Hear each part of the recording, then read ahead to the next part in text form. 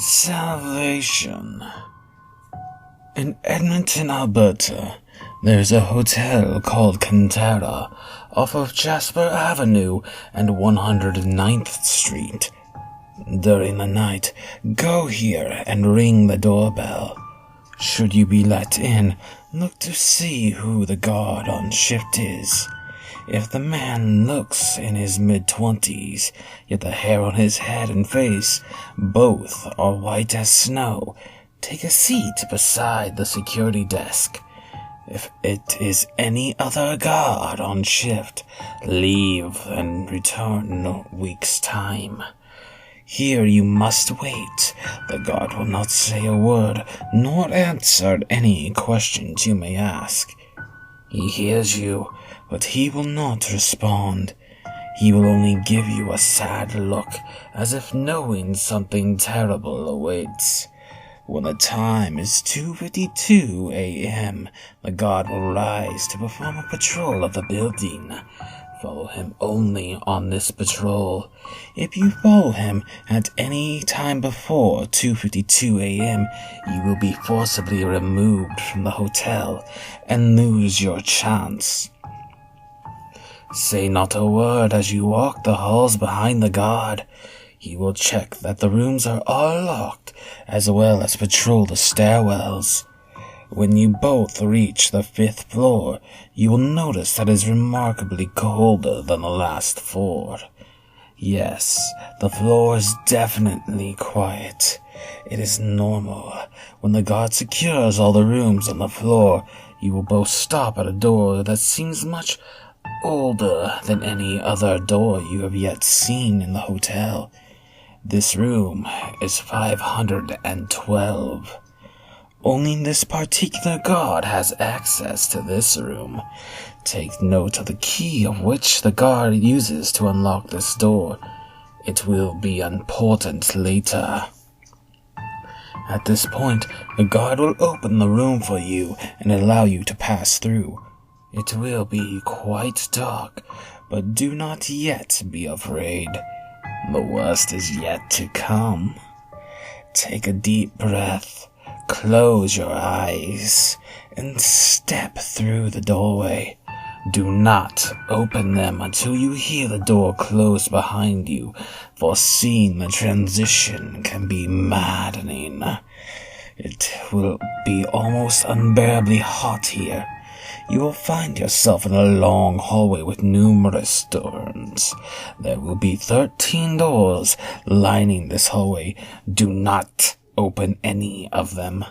Take note of which door has a splash of white paint on it. This will be critical soon.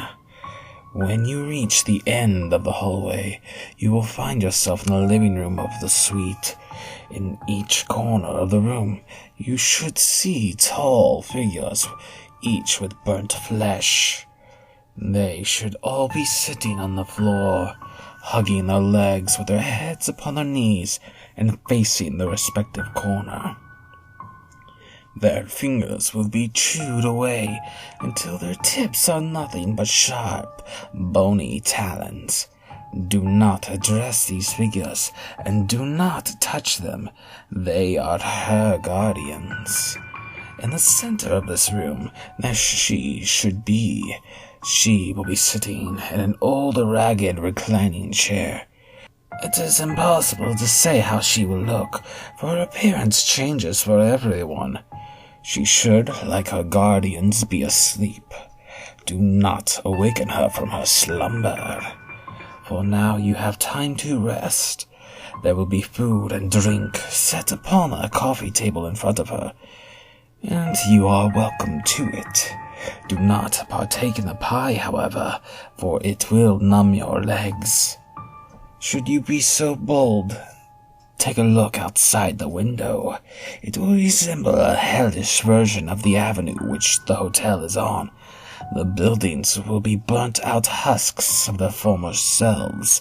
The river valley beyond will be dry and cracked. Fire will appear to be on the horizon, and the ever-burning sun will resemble blood set ablaze. Should you stay for hours on end, you will find no reprieve from the heat. There is no night here. Now, look to the streets. You will find the same figures there as the ones in the room. They, however, are awake, shuffling, screaming, and wailing from their black maws.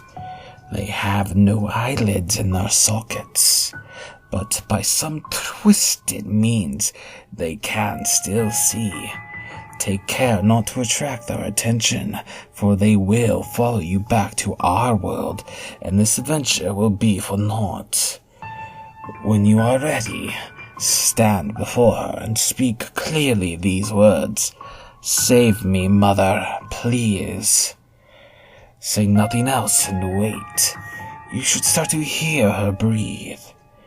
At this point, one of two things will happen. Remember the key which the guard opened this room with? Should she place that same key on the table in front of you, count yourself lucky. She should, however, place a different key upon the table.